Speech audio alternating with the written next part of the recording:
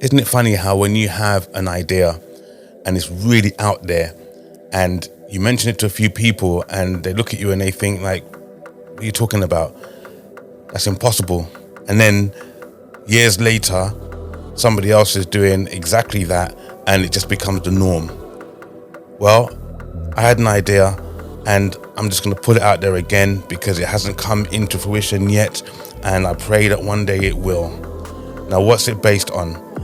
All those companies, 23andMe, Ancestry.com, look at the great things that they're doing, helping people to connect, first of all, and helping people to have a deeper understanding about themselves and their beginnings and their origins, right? It's an incredible thing.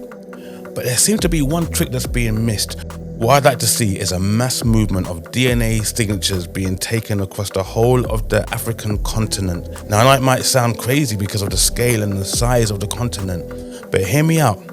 What I'm talking about here is starting really small, going to a selection of small villages and areas and incentivizing, if need be, the locals, just so you can get some DNA samples from them, and it will be in a trusted database. And then what would happen is, over a period of time, the likes of me could come along and I can put in my sample, and you never know, I could be told directly, Jamaal, you come from this place and here's your family, right? Or here your relatives, and wouldn't that be incredible? If you think it's a crazy idea, then just tell me in the comments, right?